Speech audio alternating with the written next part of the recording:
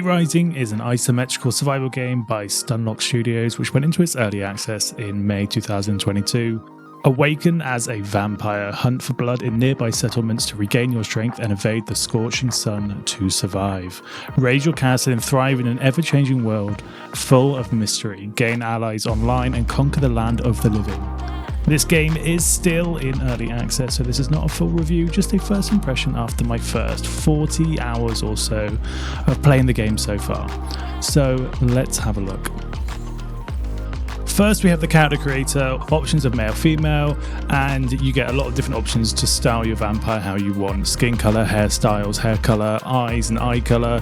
It's not super complex that you'll find in some RPGs or other sort of character creators, but for a top-down isometric game, and it's way more than enough, and it's actually pretty damn fantastic the amount of choice you get here.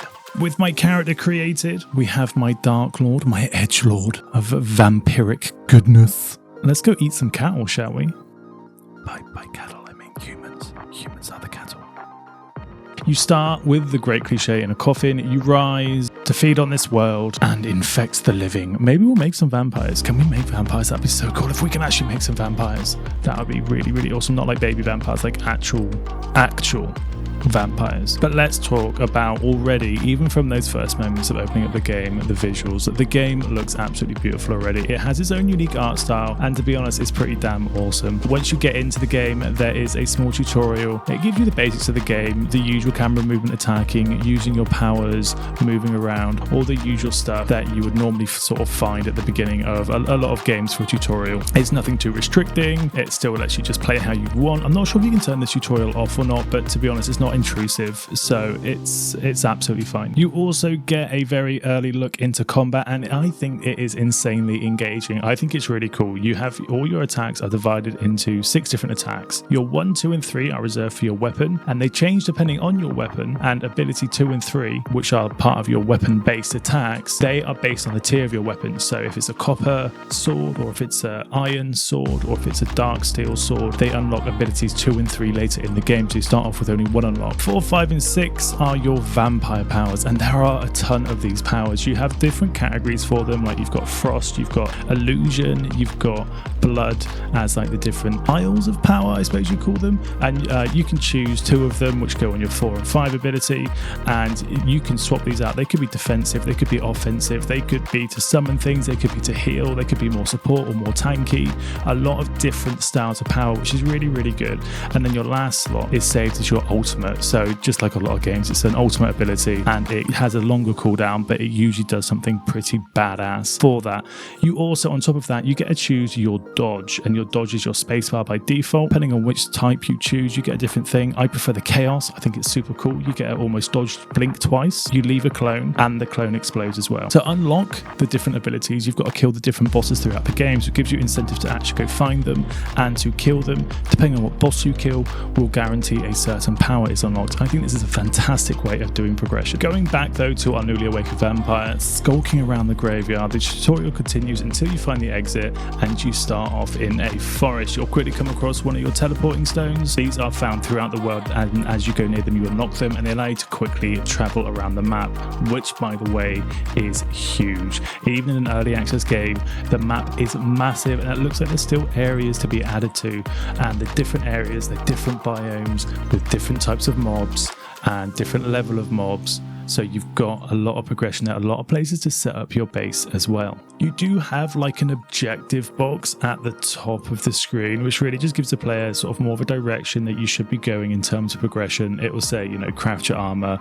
equip some weapons, build your first walls, place the heart of your castle. So it's very basic, but it's enough. It gives you the direction you need to go in. So it's time to start building our first mansion or castle or crypt thing, whatever you want to call it. What is it vampire lives in? It's a castle, right? You will call it a castle. It's time to start building your first castle. I have this terrible problem where I can never build small structures. I have to like go large or go home. Also, I'm a vampire, so I kind of deserve a badass mansion, right? And a badass castle. So that is what I do. I will reign over an absolutely monstrous castle as I see fit. Building and crafting, another system which if you play survival games and RPGs, you'll probably be pretty familiar with. However, it's still well thought out and enjoyable enjoyable. It'll feel familiar to you if you've played any of those sorts of games in those genres like survival RPGs, Rust, Ark, games like that, crafting systems just like in RPGs, but also it will still feel unique in its own ways. You don't build a roof, for example. Instead, you build walls and a floor, and then the roof comes separate to it. Being isometric, you don't sort of get to choose your roof because you wouldn't be able to see it anyway. This actually caught me out the first time as I was building the walls, and I built these 4 walls, and I'm like, why am I still getting burned by the sun? Even though I had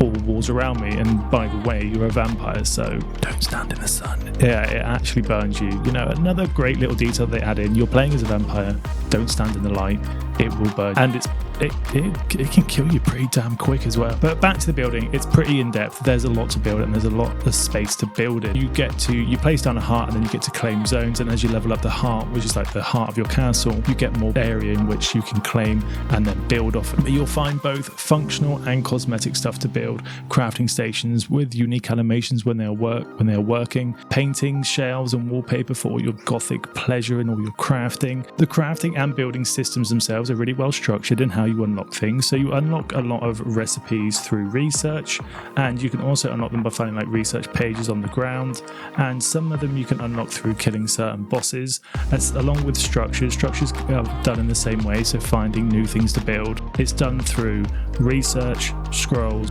and through killing various bosses. The great thing is that you know what buildings or structures you can build from killing a certain boss because it will tell you, but we'll move on to that in a little bit. You can also get a lot of things like wallpapers, like just small little details like the wallpapers and the different carpets and then rugs, putting curtains up and choosing your curtains and your window style. It's really well thought out, especially for an indie game and an early access game at that. There is so much there.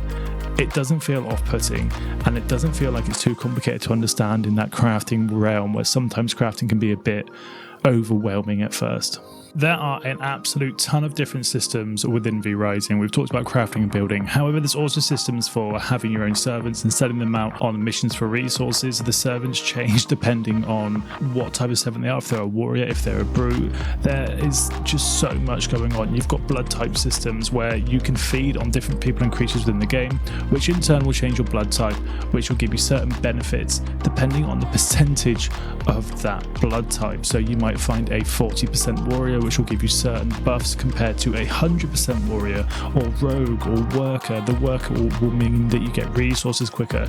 A ton of different things to really dive into your ability to build craft and change your build style. You can then also imprison them so that you can constantly get a supply of blood. There's just so much going on. You've also got your gathering systems and your gathering professions. So if you want to cut wood, for example, cutting it with an axe is more efficient than, say, trying to cut it with a mace. So they've really got into that much detail. Stone, for example, is better with a mace than it will be a sword. Even the way that you regenerate health has been well thought out. So it's slightly different to how you might normally see it, is when you lose health, you can passively regen it again, but only to where the dark part of the bar ends. If you want to go above that level, you'll need to try and actively heal, which normally will use up your blood from your blood type pool, which again you replenish by feeding on creatures and people throughout the world. If that blood point pool,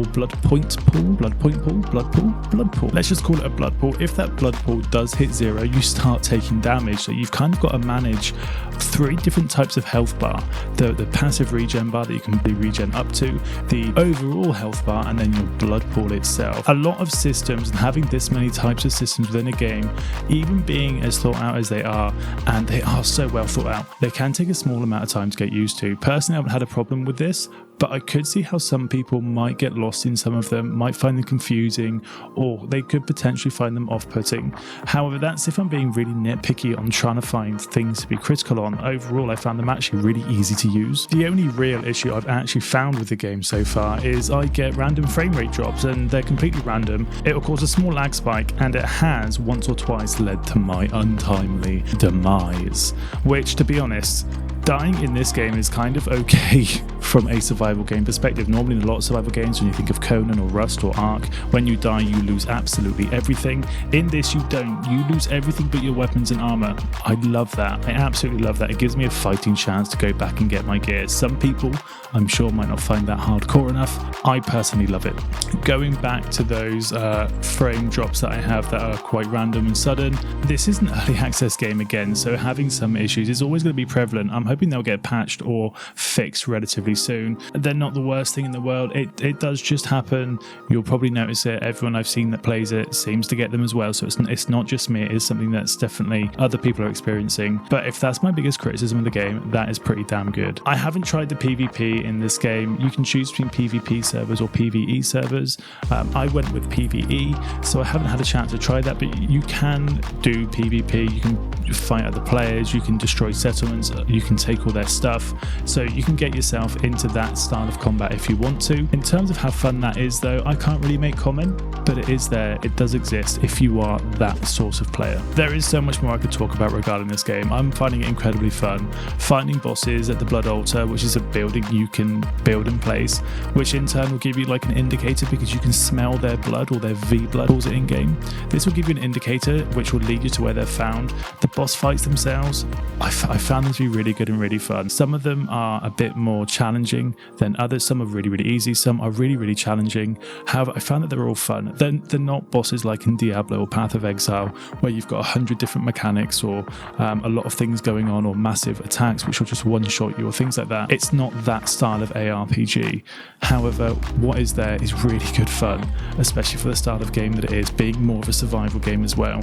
It's good fun. They're definitely worth doing because you need them for progressing the game. Find them fair, and they've got enough challenge about them. The challenges that they produce might mean that it requires you to think about your playstyle, your build, and you've got to adjust it. I was finding I had to adjust my build depending on which boss I was fighting, on how best I could get past it. Overall, would I recommend this game? I would highly recommend this game. Even in its early access stage, there is so much to do, and there is so much there, and it's not just about having the quantity, the quality is really good. The quality of what they have produced is absolutely amazing. I'm surprised it's early access. The reason I'm surprised is because it's so clean. The only big issue I found is having the frame rate drop. Other than that, there is so much that's there and well implemented, well designed, well thought out. Vrising has something I think a lot of people will enjoy, whether that's the PvP side, the PvE, the bosses, the crafting, the building. You'll have a lot of fun with it. I've had an absolute blast with it. I hope you have too. Have you played Vrising? And if so, what were your thoughts on the game? I'd love to hear what you thought about Vrising. If you haven't played, is there a reason why? Is there something that turns you away from the game? But all I can say is thank you so much for watching. If you made it to the end of this video, I really appreciate you. If you like what you see, if you could give it a like, that would mean a ton to me. And if you want to see more content from myself, subscribing is the best way to do that. But I want to hear your thoughts about Vrising. So let me know in the comments what you thought about it. Have you enjoyed it? What would you do? Would you recommend it? Would you not recommend it? I really want to know your thoughts. Thank you so much. And until next time, I'll speak to you soon.